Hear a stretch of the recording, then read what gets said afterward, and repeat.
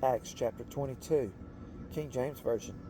All others are perversions that promote truth decay. Men, brethren, and fathers, hear ye my defense, which I make now unto you. And when they heard that he spake in the Hebrew tongue to them, they kept the more silence.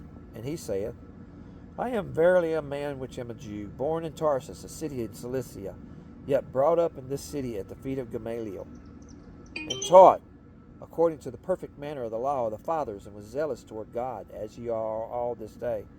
And I persecuted this way unto the death, binding and delivering into prisons both men and women, as also the high priest doth bear me witness, and all the estate of the elders, from whom also I received letters unto the brethren, and went to Damascus to bring them which were there bound into Jerusalem for to be punished. And it came to pass that as I made my journey, and was come nigh unto Damascus about noon, suddenly there shone from heaven a great light round about me. And I fell unto the ground, and I heard a voice saying unto me, Saul, Saul, why persecutest thou me? And I answered, Who art thou, Lord? And he said unto me, I am Jesus of Nazareth, whom thou persecutest. And they that were with me saw indeed the light, and were afraid, but they heard not the voice of him that spake to me. And I said, What shall I do, Lord? And the Lord said unto me, Arise, and go into Damascus, and there it shall be told thee of all things which are appointed for thee to do. And when I could not see the glory of that light, being led by the hand of them that were with me, I came into Damascus.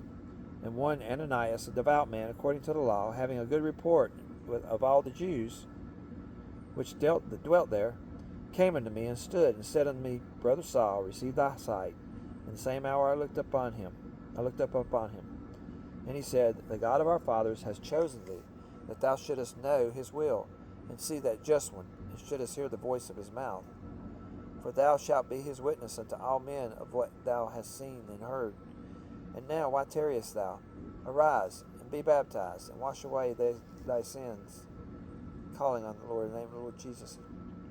And it came to pass that, when I was come again to Jerusalem, even while I prayed in the temple, I was in a trance, and saw him saying unto me, Make haste, and get thee quickly out of Jerusalem, for they will not receive thy testimony concerning me.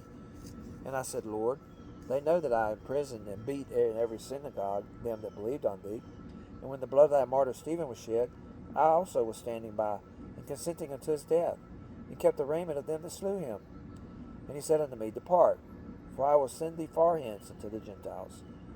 And they gave him audience unto this word, and then lifted up their voices, and said, Away with such a fellow from the earth, for it is not fit that he should live.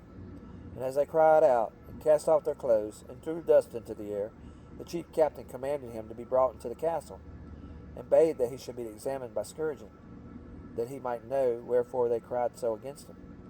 And as they bound him with tongues, Paul said unto the centurion that stood by, Is it lawful for you to scourge a man that is a Roman, and uncondemned? When the centurion heard that, he went and told the chief captain, saying, This indeed, take heed what thou doest, for this man is a Roman. Then the chief captain came and said unto him, Tell me, art thou a Roman? He said, Yea. And the chief captain answered, With a great sum obtained I this freedom.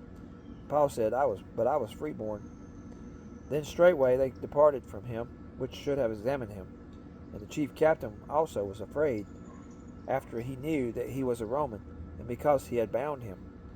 On the morrow, because he would have known the certainty wherefore he was accused of the Jews, he loosed him from his bands, and commanded the chief priests and all their council to appear, and brought Paul down, and set him before them.